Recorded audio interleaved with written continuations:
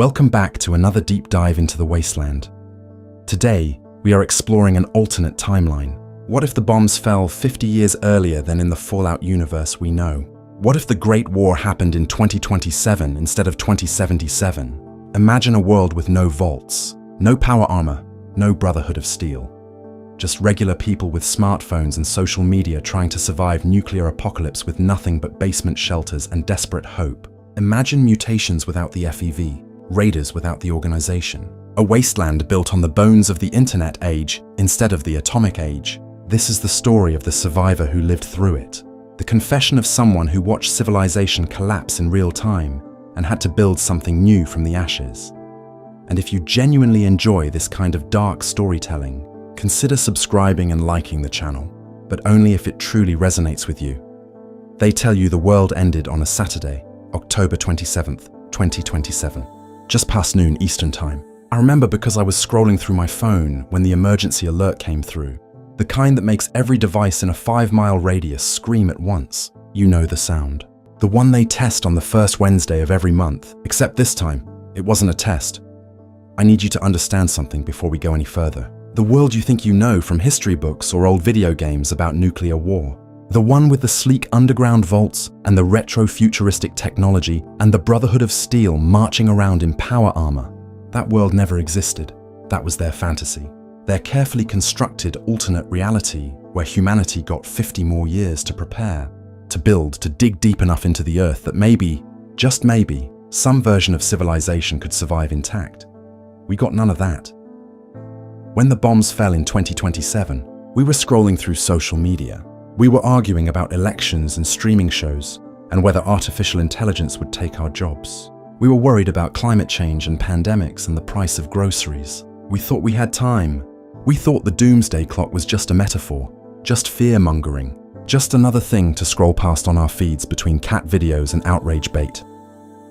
The first missile hit Shanghai at 11:47 in the morning, our time. I didn't know that then. None of us did. The internet was still working. My girlfriend was texting me about dinner plans. My neighbor was mowing his lawn. Somewhere in Texas, a high school football game was about to start. The world was aggressively, suffocatingly normal, right up until the moment it ended.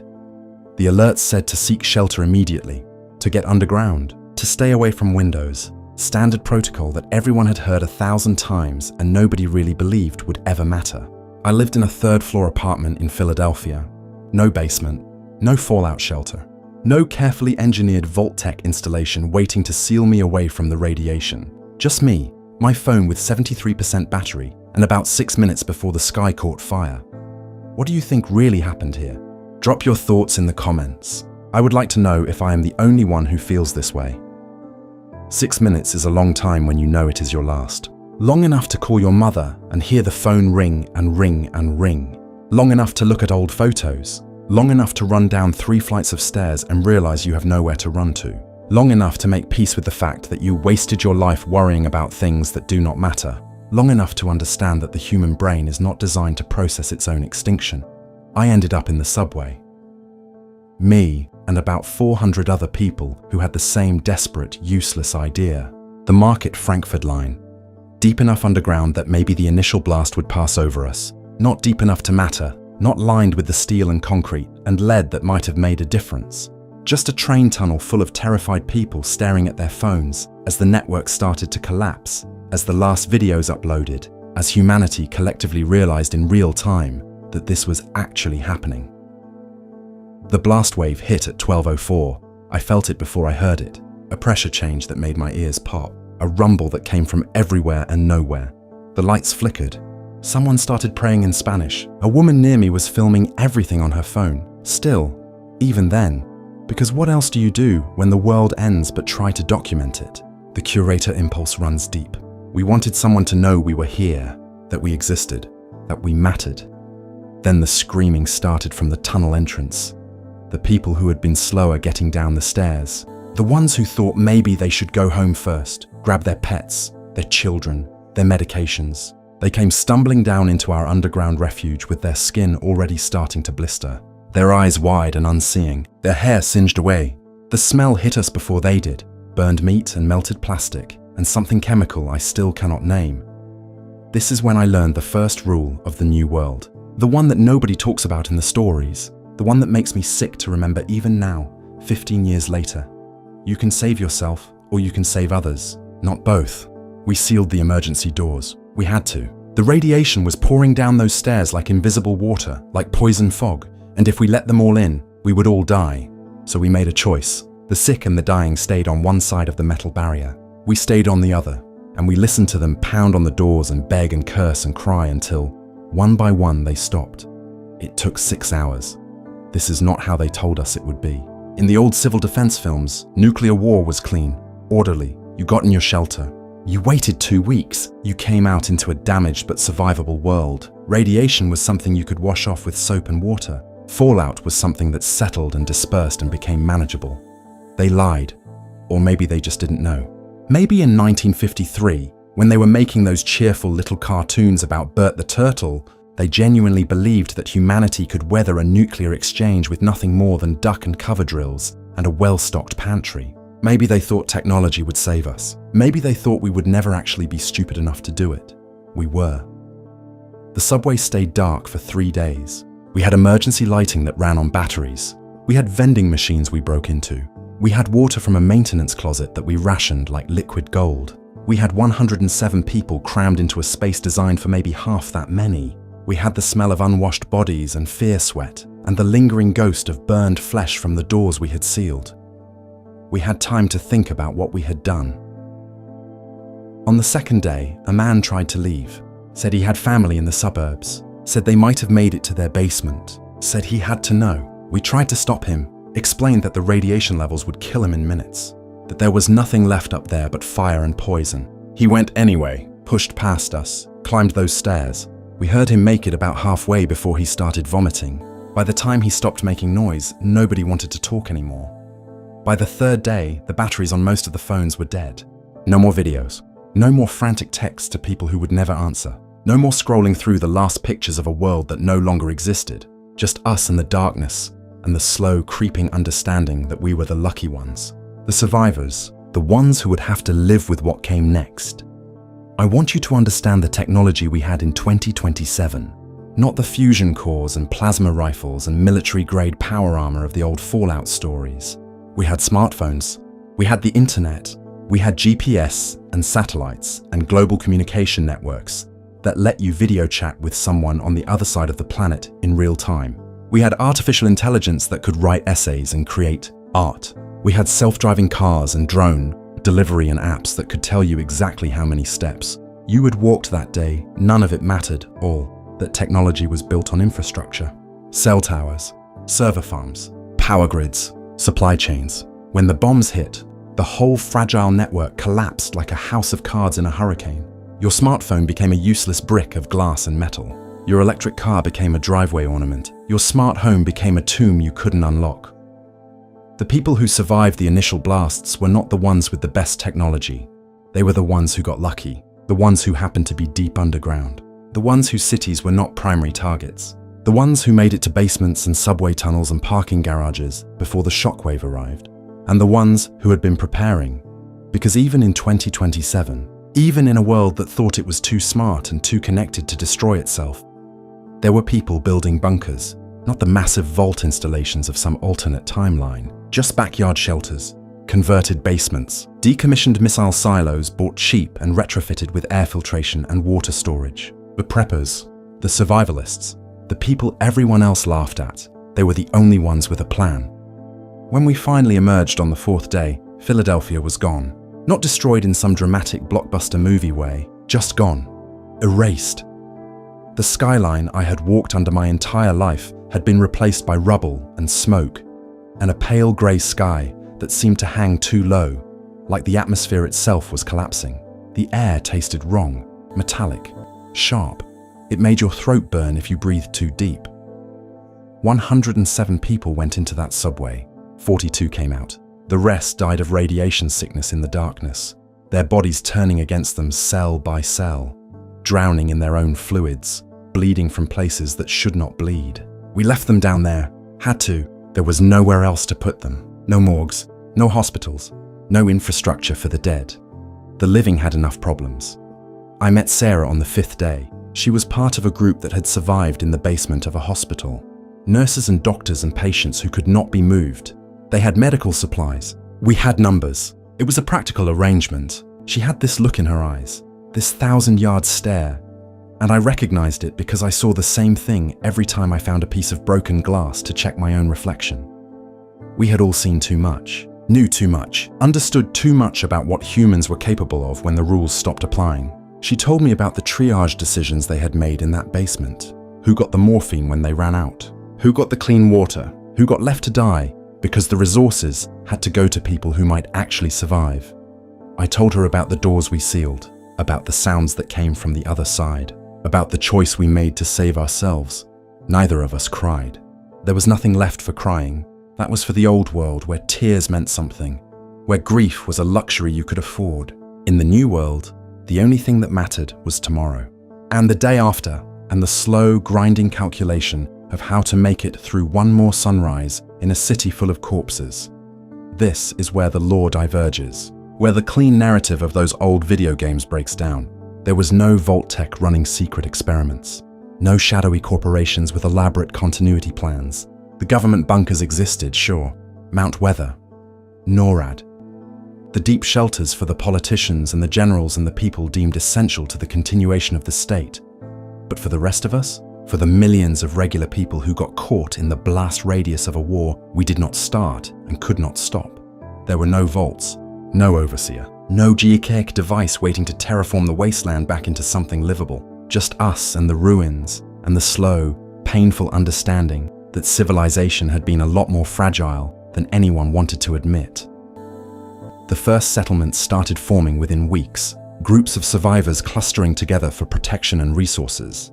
Not the organized factions you read about in the old lore, not the Brotherhood or the Enclave or the New California Republic, just people trying not to die, trying to find food that was not contaminated, water that would not make you sick, shelter that would protect you from the acid rain that started falling about 2 weeks after the bombs dropped.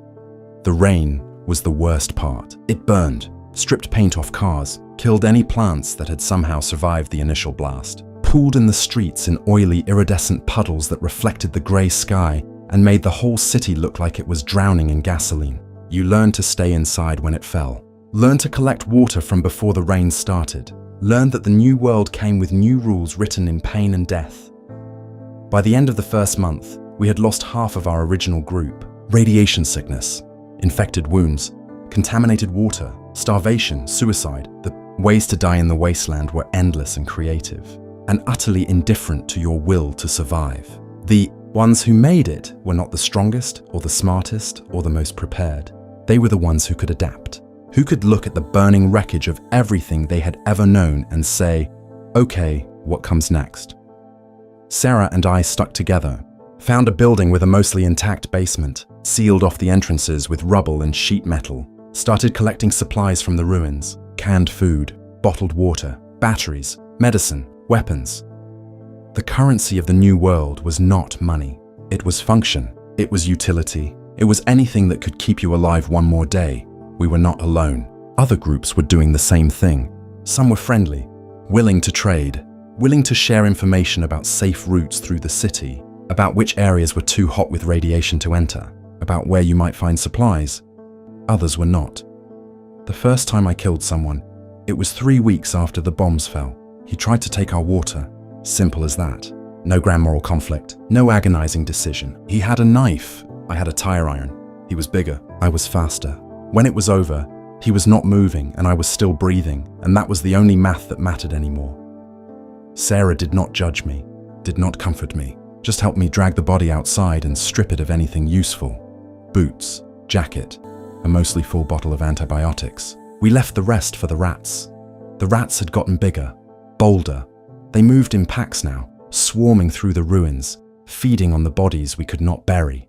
Some of them looked wrong, tumors growing along their spines, eyes that reflected light too brightly, teeth that seemed too long, too sharp. The radiation was changing things, faster than anyone expected. The animals went first, then the people who had been too close to the blast zones, then the ones who had been drinking contaminated water or eating irradiated food. You could see it happening. The skin lesions, the hair loss, The way their eyes turned cloudy and unfocused. The way they stopped making sense when they talked. Some of them turned violent, not from malice, from pain, from the cancer eating their brains, from the slow dissolution of everything that made them human. We called them the burn sick, kept them away from the settlements, put them down when we had to. It was mercy, the kind of mercy that left scars on your soul. By the second month, the shape of the new world was starting to emerge. Not the wasteland of the old stories, with their quaint 1950s aesthetic and their black and white morality. Something rawer, more desperate. A world built on the bones of the internet age, on the ruins of a civilization that thought it was too connected to fail. But here is what nobody expected. The hope. Because even in the darkest places, even in the most broken parts of the wasteland, people were trying to rebuild, not to recreate what was lost. That world was dead and gone, but to make something new, something that might actually survive this time. If you have ever wondered what choice you would make in a situation like this, tell me in the comments. I will be reading them. The settlements started to network, runners carrying messages between safe zones, trade routes forming along paths through the radiation, people with skills, with knowledge, with pre-war expertise, becoming valuable in ways they had never been before.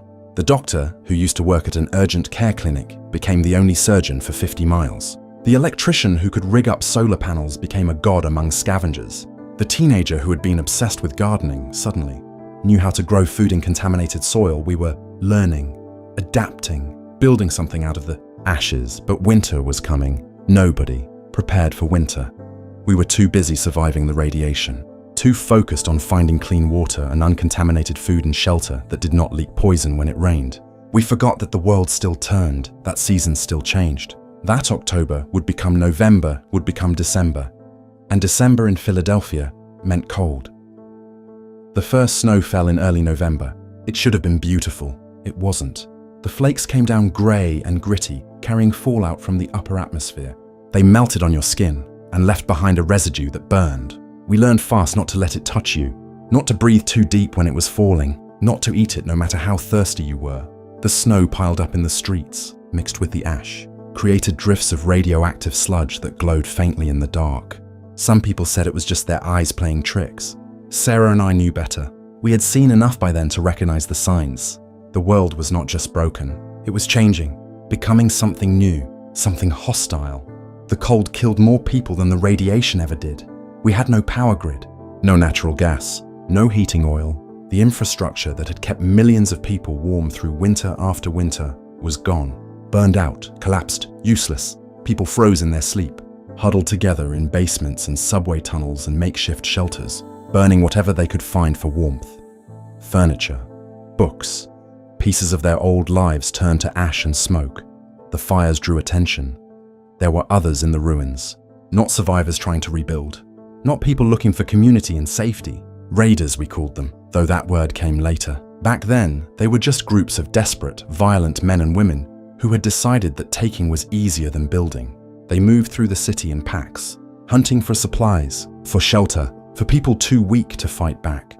They found us in late November. Our settlement had grown to about 30 people.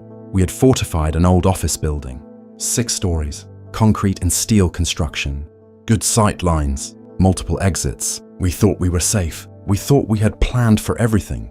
We had not planned for them. They came at night, quiet, organized. They had clearly done this before, hit other settlements, refined their tactics. They knew how to breach doors without making noise, how to move through dark hallways, how to kill quickly and efficiently. I woke up to Sarah shaking me, her hand over my mouth, her eyes wide in the darkness. I could hear voices, boots on stairs, the wet sound of something sharp entering flesh. We ran, out a window, down a fire escape, into the freezing night, with nothing but the clothes on our backs and the weapons we slept with. Behind us, the screams started. Short, cut off, methodical. They were not there to steal. They were there to take everything. The building, the supplies, the lives. We made it 3 blocks before the cold started to matter. The temperature had dropped below freezing. The wind cut through our clothes like knives. We needed shelter, warmth, something, or we would be dead by morning. Sarah grabbed my arm, pointed. There was smoke rising from a building 2 streets over, not the black smoke of burning plastic and chemicals. Clean smoke, wood smoke. Someone else had a fire. Someone else might have shelter. It was a church. The doors were barricaded from the inside. We pounded until our hands bled, screamed until our voices gave out. The cold was eating us alive. I could not feel my feet. Sarah's lips were turning blue. This was how it ended. Not in the blast, not from radiation, not even from raiders, just frozen solid outside a locked door while someone warm and safe ignored our pleas. Then the door opened. An old man, maybe 70, thin as a rail. He looked at us with eyes that had seen too much and said one word, quickly. Inside, there were 12 others, huddled around a fire built in what used to be the altar. They had torn out the pews for fuel, stripped the walls of anything flammable. The stained glass windows were covered with plywood and sheet metal. It was warm, not comfortable, but warm enough to keep you alive. The old man's name was Marcus. He had been the pastor here before. Now he was just another survivor trying to make sense of the end of the world. He shared his food with us. Watered down soup made from canned vegetables and melted snow he had filtered through charcoal. It tasted like heaven. He asked what happened. We told him about the raiders, about the settlement, about the 30 people who were probably dead by now. He nodded, said he had seen the same thing happen to 3 other groups in the past month. Said the raiders were getting more organized, more aggressive. Said winter was making them desperate. He was right. Over the next few weeks, we heard stories from other survivors, settlements overrun, people taken as slaves, food stores looted, whole communities disappearing overnight. The raiders were not just violent, they were systematic. They had a structure, a hierarchy. They were becoming something more than random thugs. They were becoming a faction. This is where the Wasteland started to take shape, not the clean factional divide of the old Fallout games, not Brotherhood versus Enclave versus NCR. Just chaos organizing itself into structures brutal enough to survive. The raiders in the north, a group of former soldiers trying to maintain order in the south. Scattered settlements in between, trading when they could, hiding when they could not. No power armor, no energy weapons. We had baseball bats wrapped in barbed wire. We had kitchen knives and crowbars and nail guns. We had hunting rifles with maybe 10 rounds of ammunition if you were lucky. We had Molotov cocktails made from scavenged gasoline and glass bottles. We had our bare hands and our willingness to use them. The mutations were getting worse. By December, we were seeing things that should not exist. A dog with 2 heads, a rat the size of a cat with tumors growing across its back like armor, a man whose skin had turned grey and leathery, who did not seem to feel pain anymore, who kept walking even after taking wounds that should have killed him. The radiation was rewriting biology in real time, not the clean Hollywood mutations, not the friendly neighborhood super mutants or the tragic but noble ghouls of the old stories. Just cancer and pain and bodies twisting into shapes that evolution never intended. Most of them died. The ones that lived were nightmares.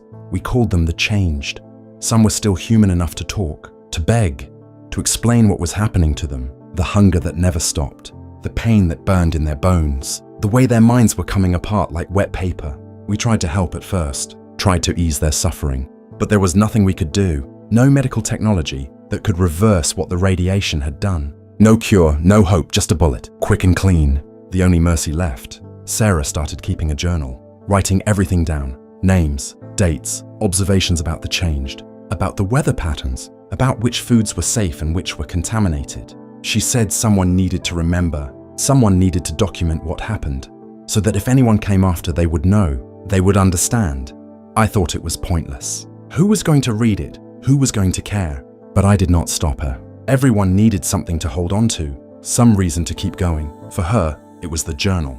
For Marcus, it was his faith. For me, it was just Sarah, keeping her alive, keeping her safe. That was enough. Christmas came and went. Nobody celebrated. Nobody even mentioned it. The old holidays felt obscene, grotesque. How do you give thanks when the world is ash? How do you celebrate a birth when everything is dying? The church became our base. Marcus's community merged with ours. 23 people total, not enough to defend against a serious raid, too many to move quietly. We were vulnerable, we knew it, but winter had locked us in place. Moving meant death, staying meant hoping the raiders did not find us. They found us on New Year's Day, 28. This time we were ready. We had fortified the church, blocked the windows with rubble and scrap metal, created choke points in the doorways, set up ambush positions on the balcony. We had weapons, we had desperation. We had the knowledge that if we lost everything. The fight lasted 4 hours. They came in waves, probing our defenses, testing for weak points. We held them off with everything we had. Gunfire, firebombs, pieces of debris hurled from the balcony. Marcus died in the first hour, took a bullet through the throat while reloading. He bled out in 90 seconds, still trying to pray. Sarah killed 3 of them. I killed 5, lost count after that. The violence blurred together into a single screaming mass of blood and smoke and bodies. When it was over, 14 of them were dead. The rest retreated. We had won. At what cost? 7 of our people were dead. 4 more were wounded badly enough that they probably would not make it. Our food stores were depleted. Our ammunition was almost gone. We had maybe 3 days before hunger forced us to move, to scavenge, to expose ourselves to another attack. That night, Sarah showed me her journal. She had been documenting everything. Every raid, every mutation, every settlement that fell. She had been mapping it, creating a picture of the wasteland as it was forming. She pointed to the patterns, the way the raiders moved, the territories they were claiming, the resources they were after. She said we needed to leave the city, head west, away from the coast, away from the primary blast zones, find somewhere cleaner, somewhere we might actually have a chance to build something that would last. I asked her where. She pulled out an old paper map, pre-war, stained and torn but still readable. She pointed to a spot in central Pennsylvania, the mountains, the state forests, far enough from any major targets that the radiation might be manageable, remote enough that raiders would not bother, isolated enough that we could defend it. It was a fantasy, a desperate hope. We had no vehicles, no way to carry supplies for a 100-mile journey through irradiated wasteland in the middle of winter. No guarantee that there was anything out there but more death. But what choice did we have? We left 2 days later. 10 of us, the ones who could still walk, the ones who were willing to risk it. We packed everything we could carry: food, water, weapons, medical supplies. Sarah's journal. We said goodbye to the wounded, left them what we could spare, knew we were sentencing them to death. Did it anyway. The journey took 3 weeks. I will not bore you with every detail, every frozen mile. Every night huddled in the ruins of highway rest stops. Every close call with raiders or changed or simple exposure. You can imagine it. The desperate, grinding horror of trying to cross hostile territory with no resources and no backup plan. But I will tell you about what we found. 2 weeks in, we were starving. Our food was gone. We were eating snow we knew was contaminated because the alternative was dying of thirst. We were maybe 3 days from complete collapse, from sitting down in the snow and just not getting back up. Then we found the bunker. Not a Vault-Tec installation, not some massive pre-war shelter complex, just a private bunker. The kind rich people built when they got scared of the world ending, buried in the woods, hidden under debris and snow. We almost walked right past it. The door was sealed, heavy steel, locked from the inside. We pounded on it, screamed, begged. Nothing. We were about to give up when Sarah noticed the camera. Small, mounted above the door, battery-powered, still active. Someone was watching. The door opened 6 hours later, after we had made camp. After we had given up hope, it just opened, smooth, quiet, revealing a concrete staircase descending into darkness. A voice called up from below. How many of you are sick? How many are armed? How many are willing to work? We answered honestly. 3 of us were showing early signs of radiation sickness. We were all armed. We were willing to do anything for shelter and food. The voice paused. Then, you can come down, but if you try anything, you die. Understood? We understood. What we found at the bottom of those stairs changed everything. Changed my understanding of what had happened. Changed my understanding of who had survived. Changed my understanding of what came next. Because this bunker was not empty. It was not abandoned. It was full. Full of people. Full of supplies. Full of technology that should not exist. And the person who owned it knew exactly why the bombs had fallen. Her name was Dr. Elena Vasquez. She had worked for a private defense contractor. The kind that did not make the news, the kind that consulted for governments on worst-case scenarios, nuclear escalation models, AI-assisted warfare, automated response systems. She had seen it coming. Not the exact date, not the specific trigger, but the inevitability of it. So she built a bunker, spent her entire life savings, recruited people with skills, engineers, doctors, agricultural specialists, brought them underground 2 weeks before the bombs fell, sealed the door, waited. The bunker was small, maybe 40 people total, but it was functional. Solar panels hidden in the forest above, water filtration systems pulling from an underground aquifer, hydroponic gardens growing actual vegetables, real food, clean water, electricity. It was a fragment of the old world preserved in concrete and steel. She sat us down that first night, fed us, let us shower for the first time in months, gave us clean clothes. Then she told us the truth. The war did not start with China. It did not start with Russia. It started with an error. A false positive in an AI early warning system. China's new automated defense network detected what it thought was an incoming first strike. It was a flock of birds, a software glitch, a tragic, stupid mistake. But the system was designed to respond in seconds, faster than human decision-making, faster than diplomacy. It launched a counterstrike automatically. By the time anyone realized what happened, the missiles were in the air. And once they were in the air, everyone else launched theirs. Mutually assured destruction, exactly as predicted, except it happened 50 years too early, before we had built the deep shelters, before we had developed the technology to survive. Before we were ready, Dr. Vasquez said we got comfortable. We thought our technology made us safe. We thought AI would solve our problems. We handed over the most important decisions to algorithms that could not understand context, could not feel fear, could not hesitate. We built a doomsday machine and then we acted surprised when it killed us. She showed us her data, the tracking systems still functioning in orbit, satellite imagery of what remained. The coastal cities were gone, vaporized.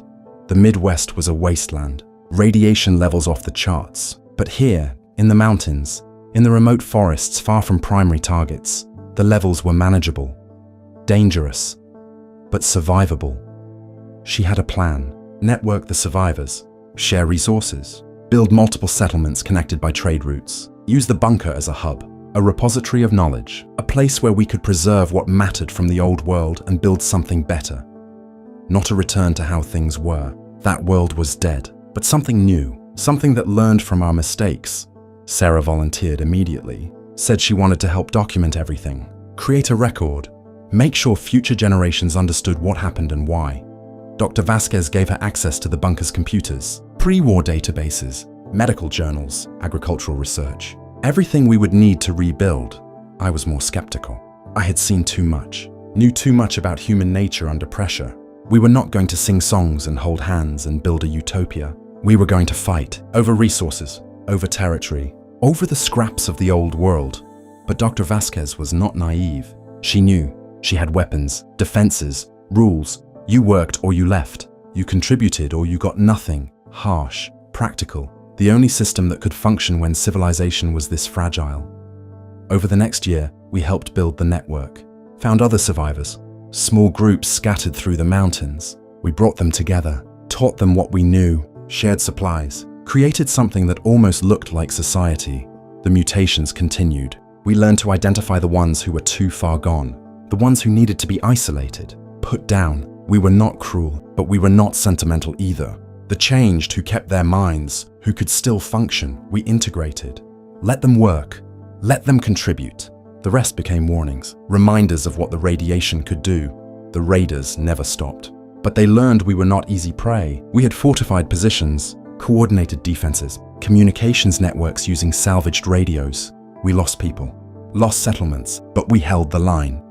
By the second year, we had something resembling stability. Farms producing food, clean water sources identified and protected, trade routes established, children being born, not many. The radiation had made fertility rare, but some life, finding a way.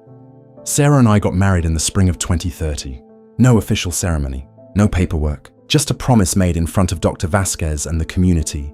We built a small house near the bunker, started planning for a future we were not sure would come.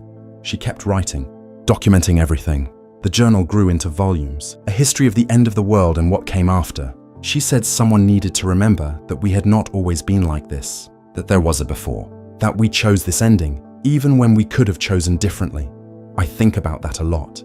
The choice we made, not as individuals, as a species. We knew nuclear war was possible. We knew it would end everything. We built the weapons anyway, deployed them anyway, connected them to systems that could launch them without human oversight. We chose convenience over safety, speed over wisdom, technology over humanity, and now here we are, 15 years later, living in the ruins, building something new from the ashes, We will never have what they had in the old Fallout stories.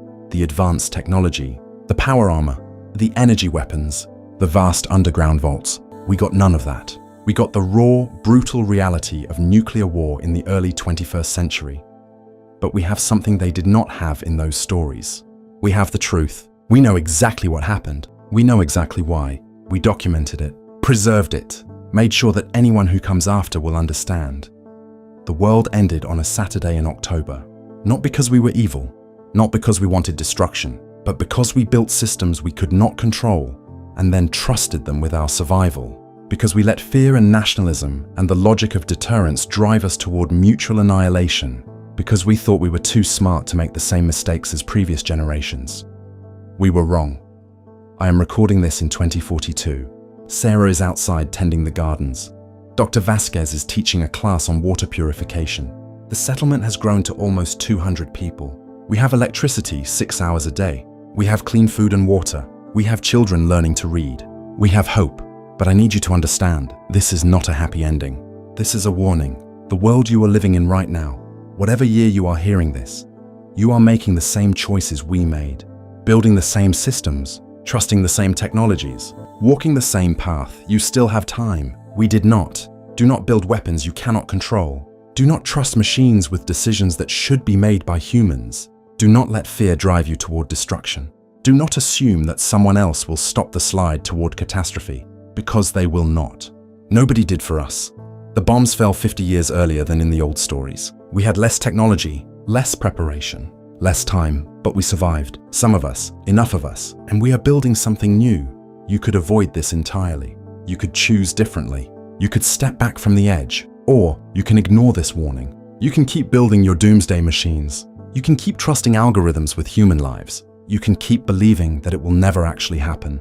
And maybe you will be right. Maybe you will get lucky. Maybe you will get those 50 extra years. Or maybe, like us, you will get a Saturday morning in October and 6 minutes to say goodbye to everything you have ever loved.